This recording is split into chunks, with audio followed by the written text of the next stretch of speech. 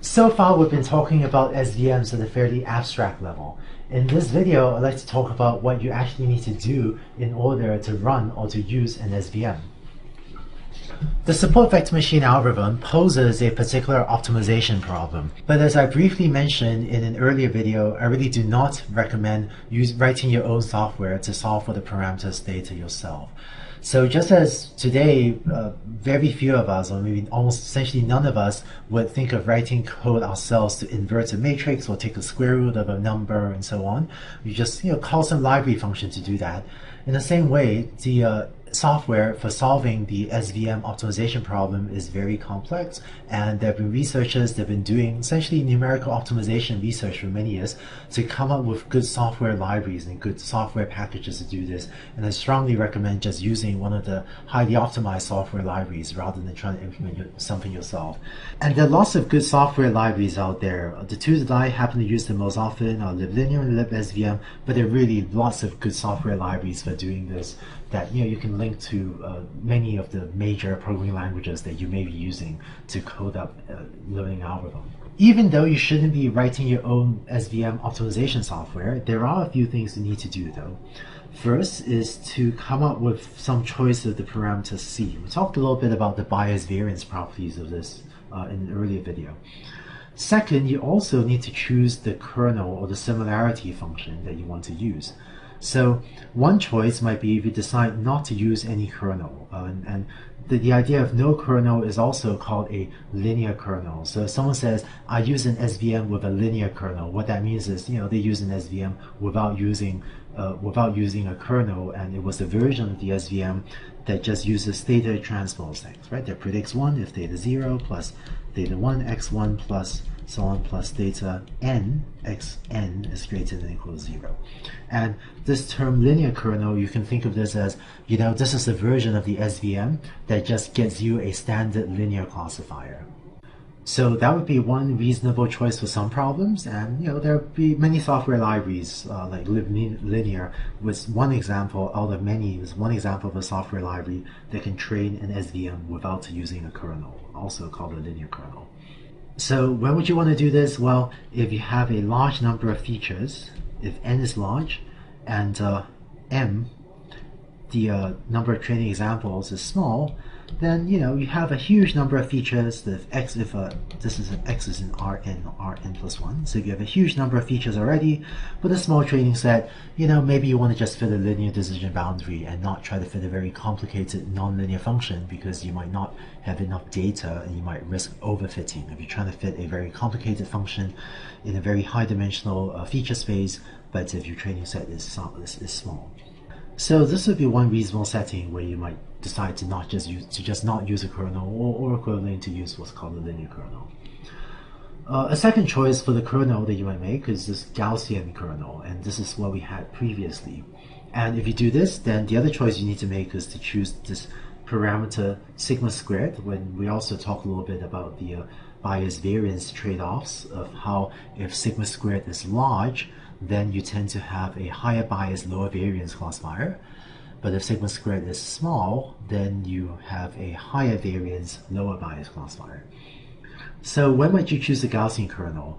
Well, if your original features x are in Rn, and if n is small, and ideally, if m is large, right? So that's if we have, say, a two-dimensional training set, like the example I drew earlier. So n is equal to 2, but we have a pretty large training set. So I've drawn in a fairly large number of training examples.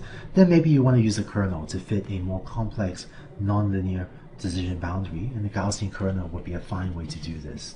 I'll say more towards the end of the video, a little bit more about when you might choose a linear kernel or a Gaussian kernel and so on.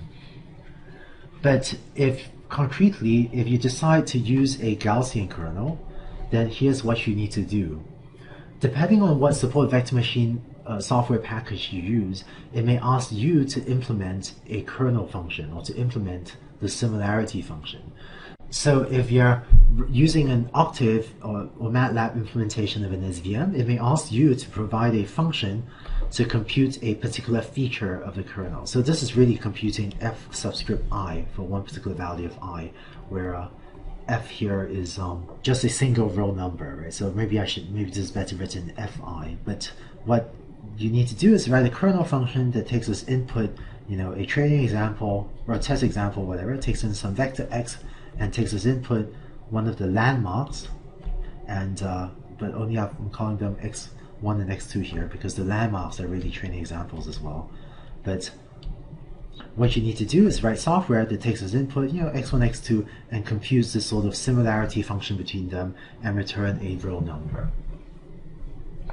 And so what some support vector machine packages will do is expect you to provide this kernel function that takes as input, x1, x2, and returns a real number, and then it will take it from there, and it will automatically generate all the features. So automatically, take x and map it to f1, f2, down to fm using this function that you write, and generate all the features and train the support vector machine from there.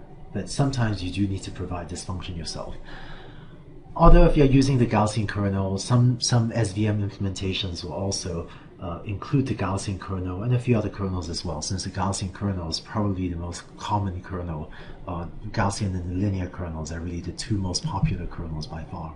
Just one implementational note: if you have features on very different scales, it is important to perform feature scaling before using the Gaussian kernel.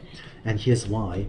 If you imagine computing the norm between x and L, right? So this term here is sort of like the numerator term over there. What this is doing, the norm between x and L, that's really saying, let's compute a vector v, which is equal to x minus L, and then let's compute, right, the norm of this vector v, which is the difference between x and L. And so the norm of v is really equal to v1 squared plus v2 squared plus dot dot dot plus vn squared, because here x is in Rn or Rn plus 1, but I'm going to ignore x0. So let's pretend x is in Rn and put a square on the left side as well to make this correct. And so this is equal to that, right? And so written differently, this is going to be x1 minus L1 squared plus x2 minus L2 squared plus dot dot dot plus xn minus Ln squared. And now if your features take on very different ranges of values, so take our housing prediction example, you're trying to if your data is some data about houses, and if x is in the range of thousands of square feet, right, but for the first feature x1, but if your second feature x2 is the number of bedrooms, so if this is in the range of 1 to 5 bedrooms, then x1 minus L1 is going to be huge. This could be like 1,000 squared, whereas x2 minus L2 is going to be much smaller. And if that's the case, then in this term, those distances will be almost essentially dominated by the sizes of the houses, and the number of bedrooms will be largely ignored. And so to avoid this, in order to make an SVM work well, perform feature scaling, and that will make sure that the SVM gives comparable amount of attention to all of your different features, and not just to, in this example, the size of the houses while ignoring the other features. When you're applying a support vector machine, chances are by far the two most common kernels you use will be the linear kernel, meaning no kernel, or the Gaussian kernel that we talked about. And just one note of warning, which is that not all similarity functions you might come up with are valid kernels. And the Gaussian kernel and the linear kernel and other kernels that sometimes others will use, all of them need to satisfy a technical condition. It's called Mercer's theorem. And the reason they need to do this is because support vector machine algorithms or implementations of the SVM have lots of clever numerical optimization tricks in order to solve for the parameters theta efficiently. And in the original design of SVMs, there was a decision made to restrict our attention only to kernels that satisfy this technical condition called Mercer's theorem.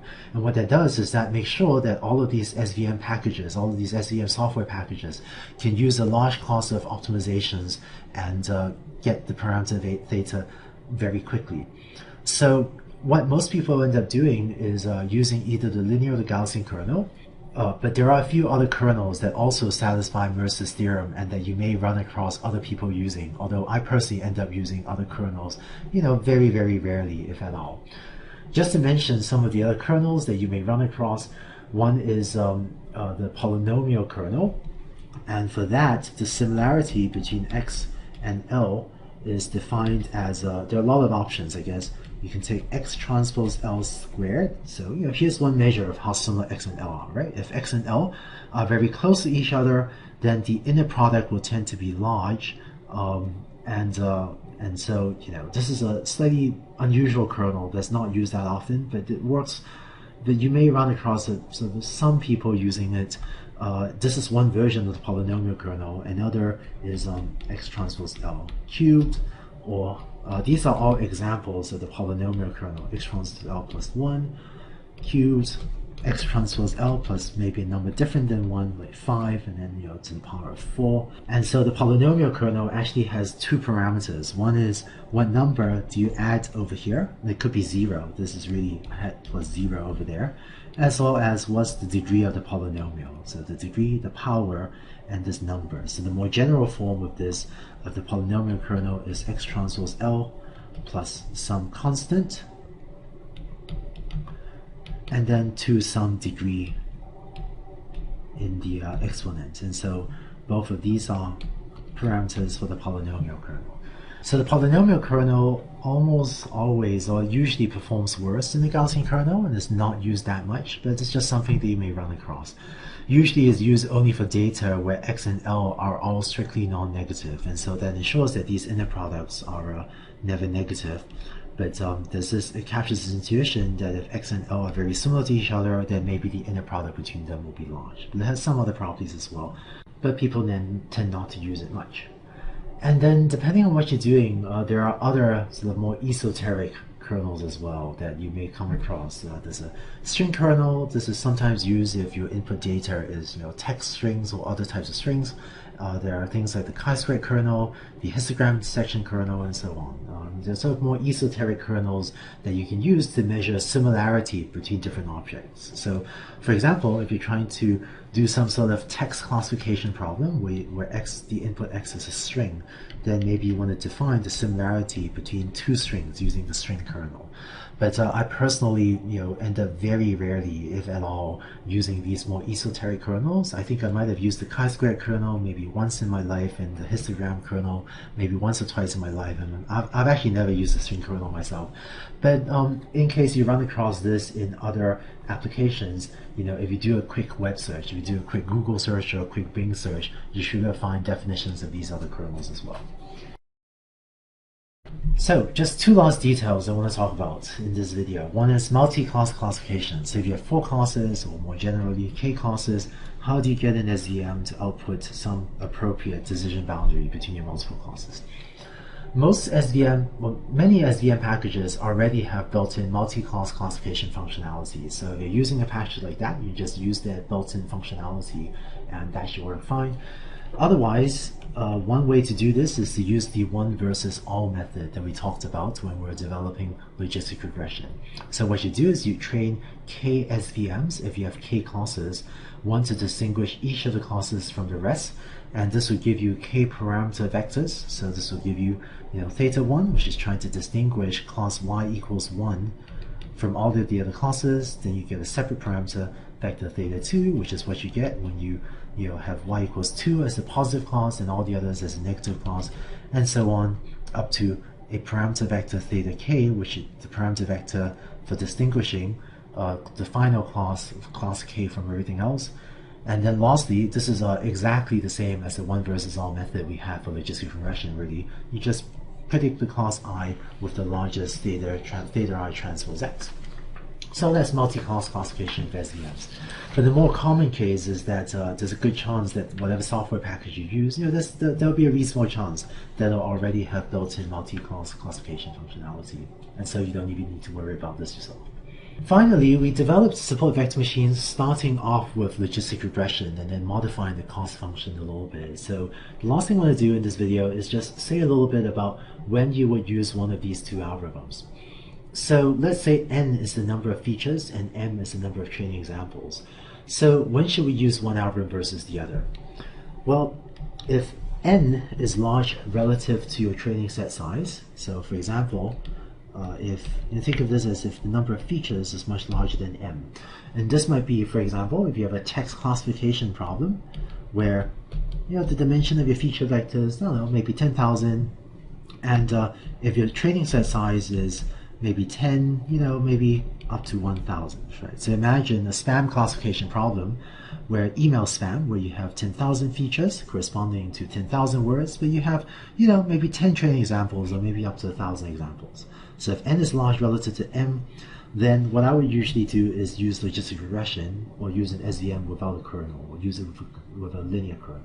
Because if you have so many features but a smaller training set, a linear function will probably do fine, and you don't have really enough data to fit a very complicated nonlinear function. Now, if n is small and m is intermediate, so what I mean by this, if n is maybe anywhere from 1 to 1,000, 1 would be very small, but maybe up to 1,000 features, and if the number of training examples is maybe anywhere from 10 to maybe up to 10,000 examples, maybe up to 50,000 examples. So if m is pretty big, like maybe 10,000, but not a million, right? So if m is intermediate size, then often an SVM with a linear kernel will work well. We talked about this earlier as well, but one concrete example of this would be if you have a two-dimensional training set.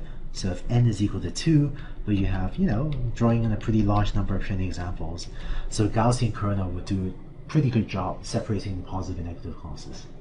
One third setting that's of interest is if n is small, but m is large. So if n is, again, maybe 1 to 1,000, could be larger, but if m was, maybe 50,000 and greater to millions, right? So 50,000, 100,000, million, 2 million, you can have very, very large training set sizes, right?